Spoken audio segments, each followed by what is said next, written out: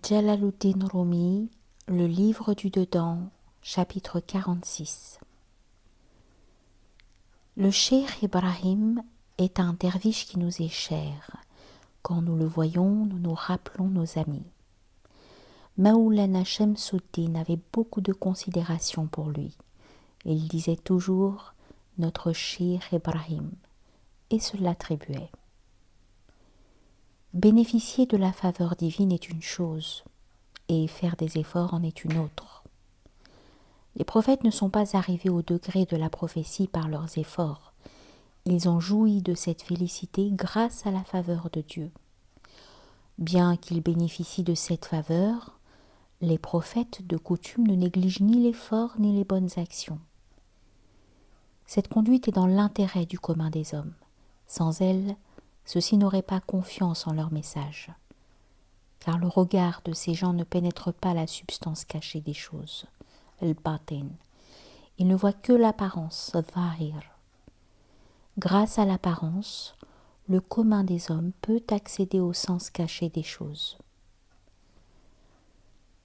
Pharaon fournissait lui aussi de grands efforts, dispensant des libéralités et répandant des bienfaits, mais comme il ne bénéficiait pas de la faveur divine, inéluctablement sa soumission envers Dieu, ses efforts et sa générosité n'avaient pas d'éclat et restaient cachés. Tel l'émir qui, dans un château fort, dispense libéralité et bienfaits aux gens du château pour les inciter à se rebeller contre le roi. En conséquence, cette générosité n'a ni valeur ni éclat.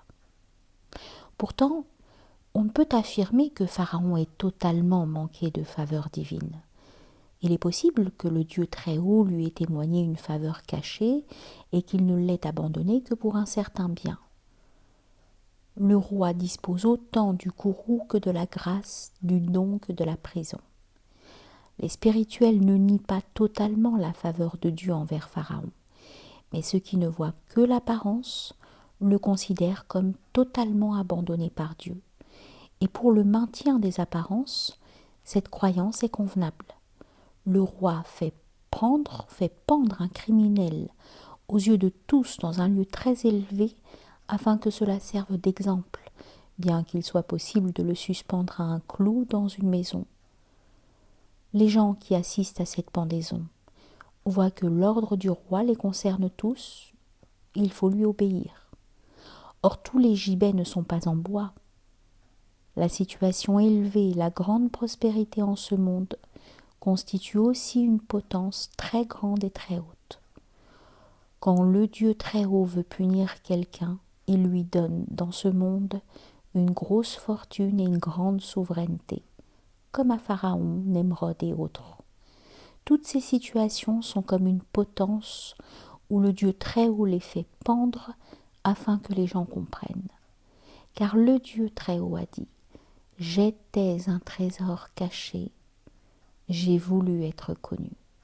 C'est-à-dire, j'ai créé le monde entier et le but de la création était de me manifester tantôt par la grâce, tantôt par le courroux. Et un tel roi ne peut se contenter de faire annoncer son royaume par un seul. Si tous les atomes du monde devenaient les héros de Dieu, cela ne suffirait pas pour le faire connaître. Donc toutes les créatures, jour et nuit, révèlent Dieu. Mais certaines sont conscientes de ce rôle et d'autres non. Viendra le jour où Dieu sera connu. Un émir ordonne de châtier quelqu'un, de le battre. L'homme crie et hurle, pourtant la victime et le bourreau témoignent tous deux de leur soumission à l'ordre de l'émir. Bien que l'homme crie de douleur, tout le monde sait que celui qui frappe et celui qui est frappé sont tous deux soumis aux ordres de l'émir. Tous deux rendent l'ordre manifeste.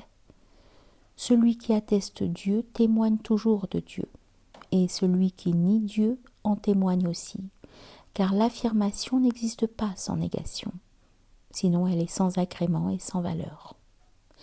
Tel orateur dans une réunion parle de questions religieuses, sans controverse, ses paroles ennuient. Aussi subtiles qu'elles soient, ces paroles, si elles affirment à vide, perdent leur saveur, car l'affirmation est agréable quand elle est opposée à la négation. De même, ce monde est une assemblée pour témoigner de Dieu. Sans affirmateur et sans négateur, cette réunion n'aurait aucune animation, et tous les deux rendent témoignage de Dieu. Les amis se rendirent chez le chef de la ville, et se mit en colère contre eux. « Pourquoi êtes-vous tous ici ?» Ils dirent : « Cette affluence et notre grand nombre ne sont pas pour faire du tort à quelqu'un, c'est pour que nous nous entraidions dans la résignation et la patience. » De même, lors d'un deuil, tout le monde s'assemble. Ce n'est pas pour empêcher la mort, mais pour consoler celui qui est endeuillé et lui faire oublier son angoisse. Les croyants sont comme une seule âme. Les derviches sont comme un seul corps. Si un membre souffre, le reste du corps s'en affecte. L'œil perd sa vision, l'oreille n'entend plus, la langue ne parle plus, tout s'arrête. La condition de l'amitié est de se consacrer à son ami au risque d'affronter les dangers pour lui, car l'un et l'autre sont noyés dans une seule mer. Voilà en quoi consiste l'effet de la foi et la condition de l'islam. Qu'est-ce que le fardeau qu'on porte sur le corps en comparaison de celui qu'on porte sur l'âme ? Il n'y a pas de mal.